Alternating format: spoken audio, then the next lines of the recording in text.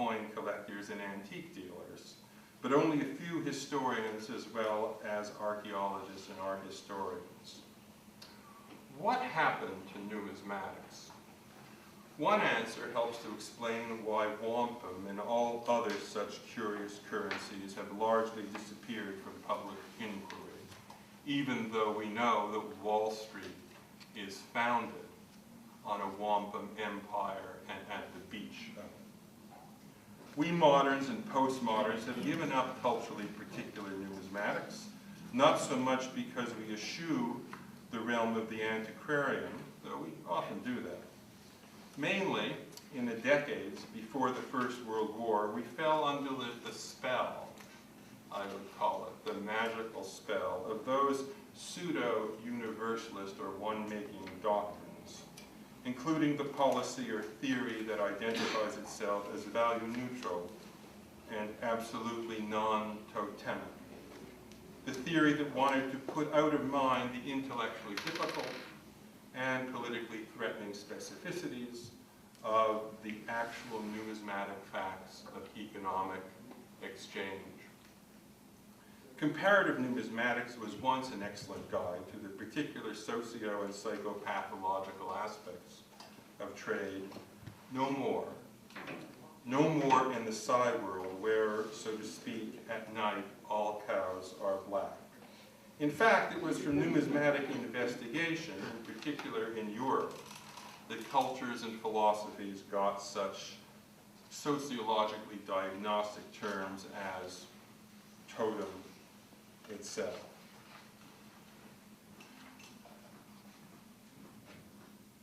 The new faith, excuse me, I'm going to do a quick time check here. They say that money is the price of time. I'm going to ask Professor Passwright how I'm doing in terms of time.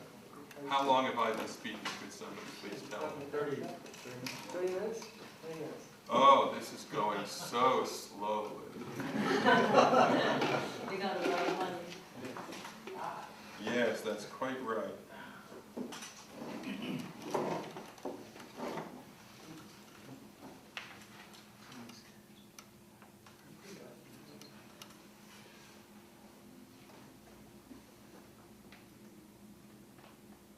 I'm going to skip some part of this.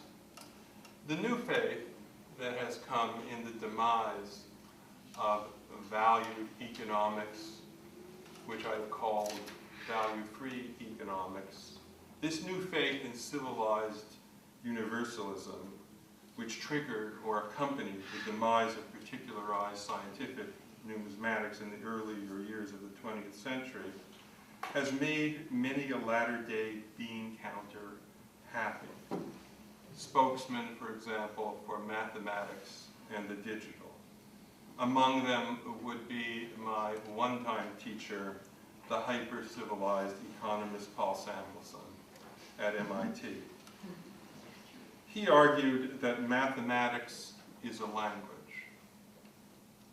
which all nations speak the same. Mathematics is a language. Money is a language. You remember that all nations comprehend is where I began. We're moving now from money to mathematics, but this was to be expected already from the beginning, was it not, in a dematerialized world? For Samuelson, then, my old teacher, this argument meant that the monetary policy could be universal, neutral, and value-free. The same for all. If you're not a member of the all, you need to be excluded from it. Total, totalitarian union. There are some problems with this position, of course. When would-be value-neutral economists invoke the comparison between mathematics and language, for example, they usually presume that mathematics is logically precedent, hence also superior to all other languages, say Korean or English. In much the same way that some religious scholars might say that the pre-Babel language or apocalyptic Pentecostalism is better than babbling confusion, or that others might say that Arabic which God spoke, is superior to Korean.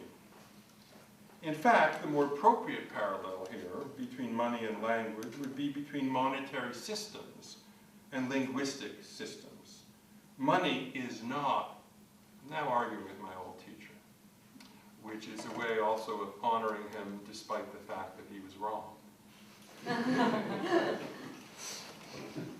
Science or knowledge, after all, is nothing more than that, is it not? No one is perfect, not even Professor Samuelson, though he is much wealthier than I am.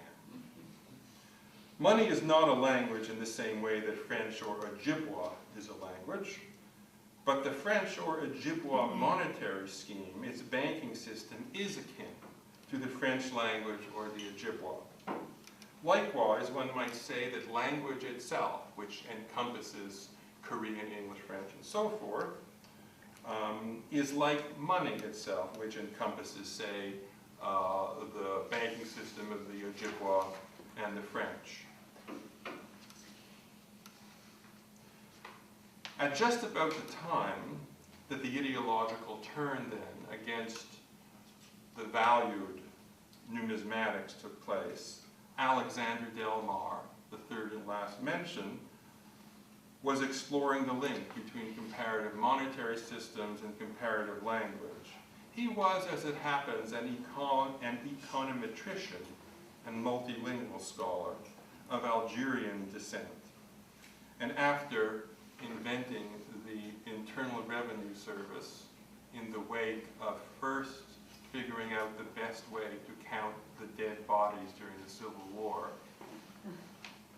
it's odd, is it not, that the Internal Revenue Service, which is the tax collecting agency in the United States, should actually have arisen from the body counters of the Civil War, but there you have it. He wrote, you recall, that the grammatical structure of a language is like the structure of a monetary system. Delmar's call for multilingual numismatic literacy, for which he argues in several key books on the subject, many on the East and Asia, incidentally, has to do mainly with nations in relationship to linguistic and cultural production and exchange. It looks to understanding the cultural economics of some places in terms of reliance on paper money. I promise something of a jest, and I think I may have enough time for it. I would begin here then, part 2, which will be very short, with a question. What's wrong with counterfeiting? One usual answer has it that counterfeiting tends to undermine the authority of the sovereign state. That answer at least helps to explain why, in such countries as the United States, the Secret Service is charged with only 2 tasks: protecting the life of the sovereign, that is to say the president, now Obama, and protecting the image of the president, that is to say the integrity or life of the currency.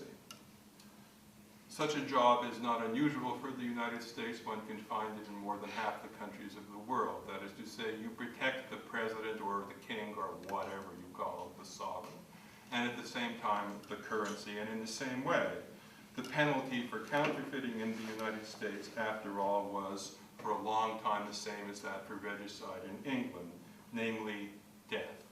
Heads or tails, off with his head, capital punishment.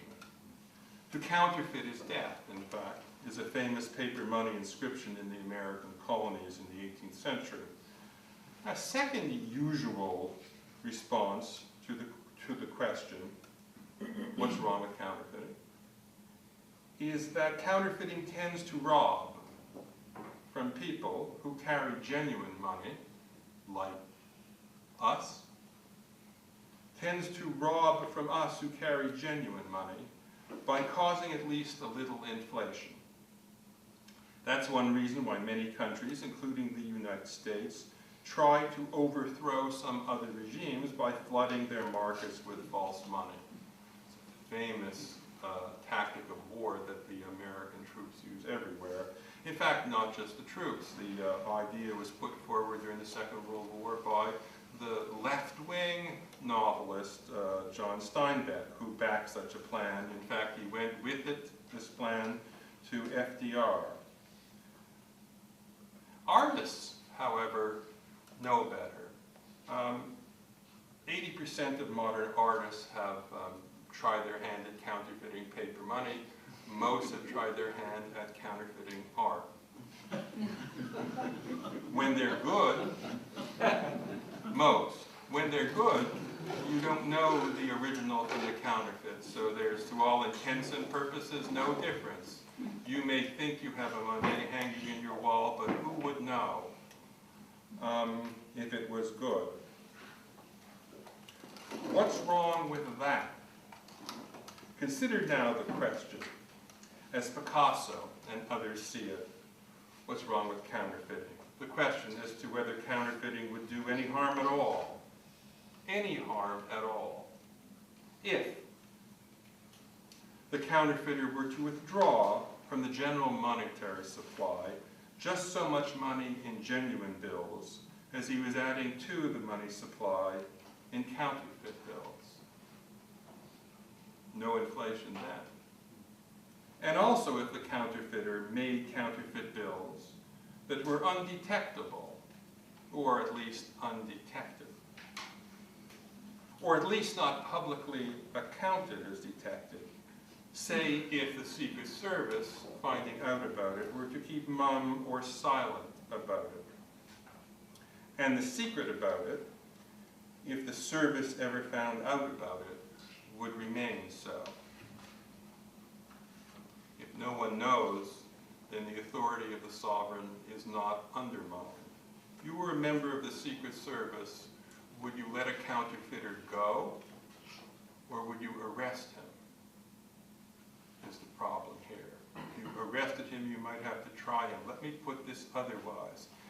What should you do with a counterfeiter? Should you let him go, arrest him and try him, or assassinate him? Now in this situation, again, what's wrong with counterfeiting? Nothing, really. The lesson for an elementary theory now of mass imitation is particularly telling if we consider the origin of mass paper money as always counterfeit. I will summarize what I just said in another way because, again, of lack of time, for which I apologize. But this is related to the issue of electricity, and the national debt. Most all states, and certainly all states that arise from revolution, for example, the European and the American ones, and most of them in the modern era, do so by financing a revolution with paper money. The paper money is always accused of being counterfeit. What did the British not like about the United States most of all? It was that throughout the 18th century, the United States was illegally printing paper money, each state its own. The British called that not illegal printing of paper money, but counterfeit paper money. The national debt thus incurred bonded people together.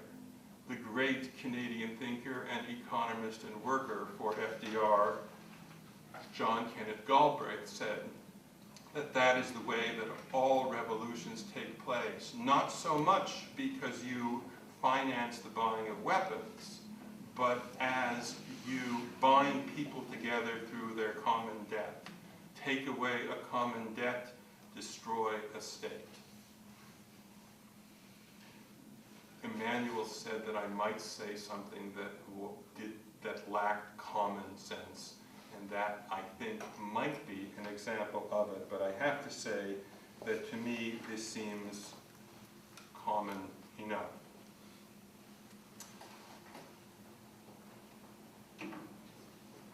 Time is running out. Time, again, money is the price of it. One can, I know, become rich from these observations I've made of how to think money, at least from some of them, both from inspecting the